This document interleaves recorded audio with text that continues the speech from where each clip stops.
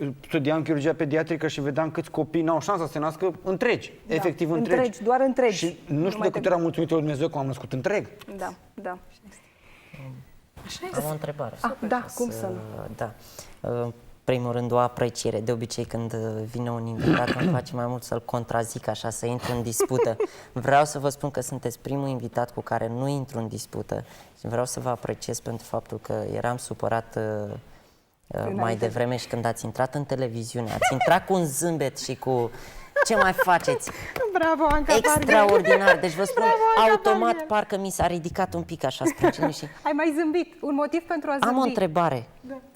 Ați trecut prin situația asta dificilă în viață.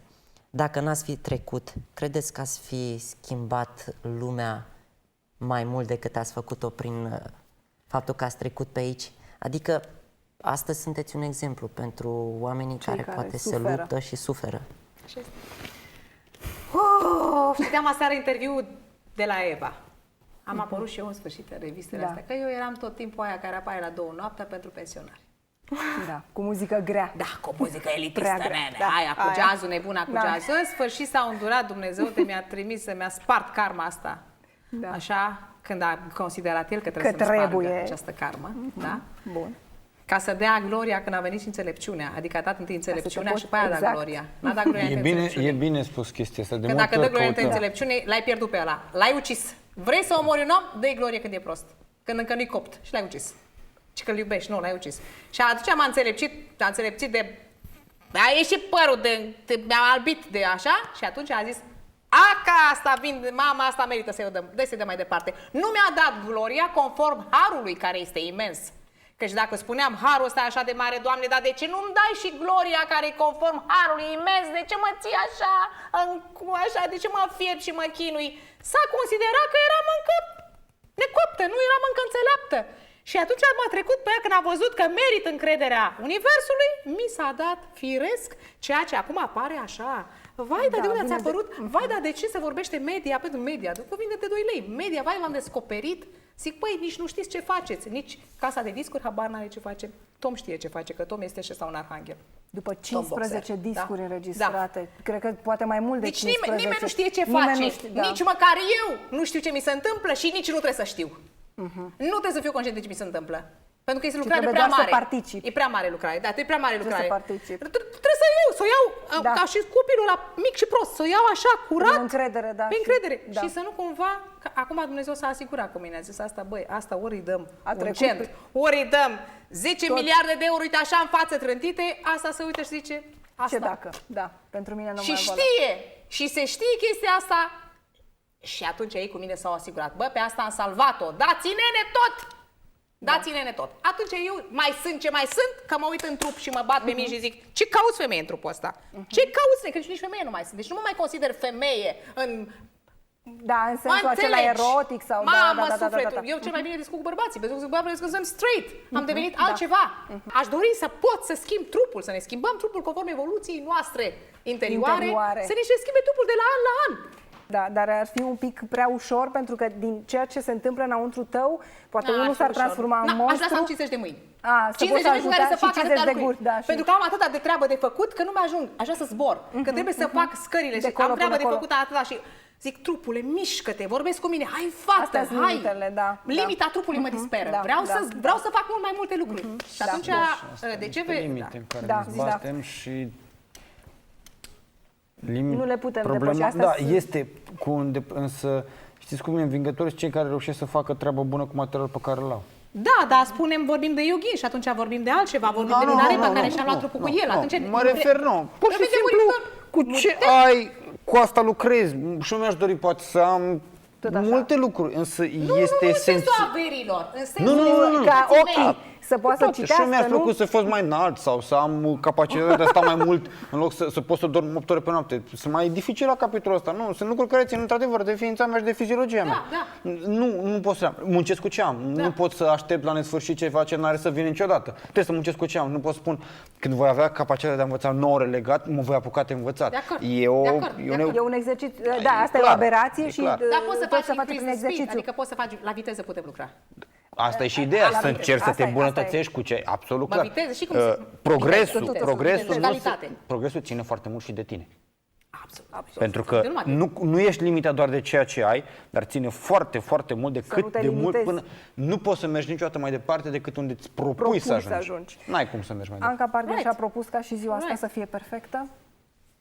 Astăzi, deoarece am scăpat de o gripă într-un sfert de oră ieri, vezi, vorbind de vindecare, cu cine vorbeam eu? Cu domnul care m-a dus cu mașina da, și da. am avut o discuție filozofică în care am zis, am scăpat de un virus care mi-a făcut umărul praf într-o noapte, deci aici unde am eu o inflamație datorită unor flotări făcute de mine și unde s-a întins un ligament și m-a chinuit, n-am fost la nicio radiografie, am zis vindecă-te. M-am repezit într-o farmacie venind de la televiziune și am cumpărat tot farmacia. Am ajuns acasă, durerea se dusese.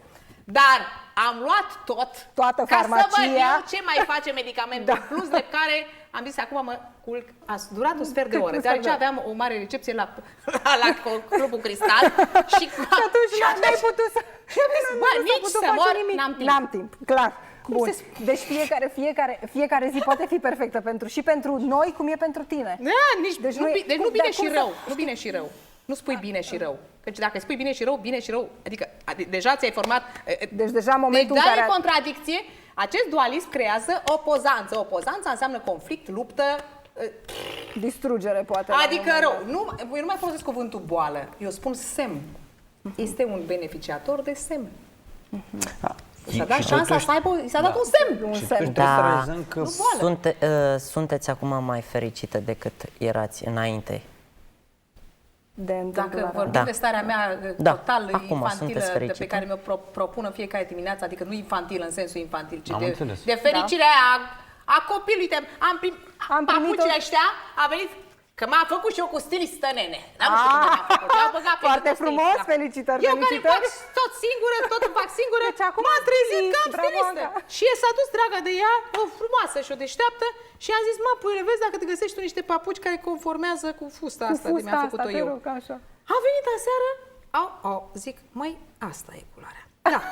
Bun, zic, că mă uit aici, mare firmă, fiscate, Așa, foscate, la.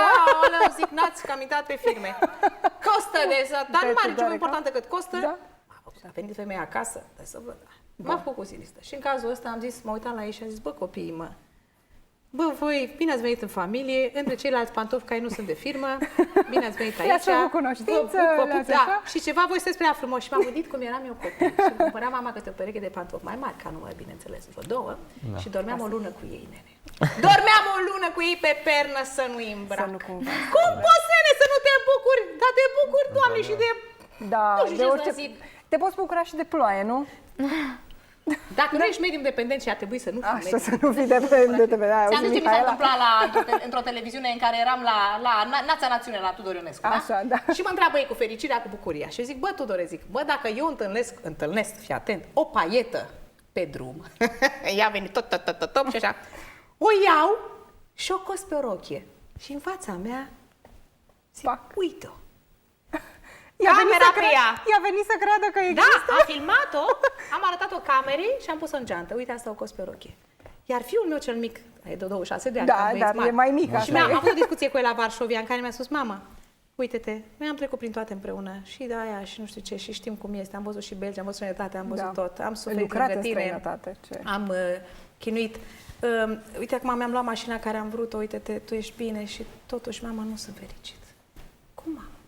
Ce noi suntem generația fără vise, generația care știm mai marea mea manipulare, care știm marea șmecherie care se întâmplă pe pământ, la nivel mare de tot, nu ca noi cum eram copii. Ăștia au acces la filme din ideea să uite acolo, să văd Spiritul Timpului, citesc The Secret, văd niște chestii la care noi mai bine că nu le-am știut, că eram deja bătrâni la 3 ani. Și îmi spune, mamă, nu mai sunt fericit. Sunt fericit doar când am prieteni lângă mine și facem un grătar și stau și împart ceva cu ei. Și zic, mamă, puiule, eu mă bucur, mamă, de la o mărgică de o întâlnesc în drum. Și ea zice, mamă, ești o fericită. Felicitări. Mamă, tu ești un om fericit dacă te poți bucura de o paietă. Mamă, Da, mi s-a este făcut o- pielea, mi s-a făcut pielea de pe Da, da, da. Într-adevăr. Pentru că... Spune tu dacă n-am dreptate. Pentru Da. că... Spune, Răzvan. Punea și Pascal, de multe ori ne e frică să ne confruntăm cu noi înșine și fugim. căutând fie în grătarul cu prietenii, fie în tot felul de lucruri, pentru că ne e frică, descoperind că nu avem soluție la chestiile astea, la fericire. Așa. Ne teamă prea mare de faptul că nu avem soluția și fugim și ne ascundem și nu știm să ne bucurăm de prea multe lucruri. Și vin uneori nenorociri în fața noastră și ne întrebăm și uite și ne bucurăm. Uite ce frumos e că plouă, uite ce frumos e că am găsit lucrul ăsta, că am primit 100 de lei, că am primit o carte, că cineva mi-a zâmbit. Da. Da, s-ar părea, Da, că, da. s-ar părea că lecțiile acestea de nefericire, bătăița, semnalele care le avem, ca și un virus care s-a dus aici la mine și mi-a adus aminte din nou de umărul ăsta. Și noaptea aia când a pulsat, bă, parcă nășteam. Noroc că am cap tare, dar am cap de oțel. Nu mai, ăsta nu mai e cap. Hai să-l studieze, că nu mai fi să-l studieze, să vadă ce cu el, că nu mai e cap, ăsta e altceva. Și am pus mâna și am zis, vindecă-te copilo, nu dormi, te uiți la o comedie. Hai să mă uit la o comedie. Nu la o comedie și pune mâna și vindecă-te. Motive pentru a zâmbi.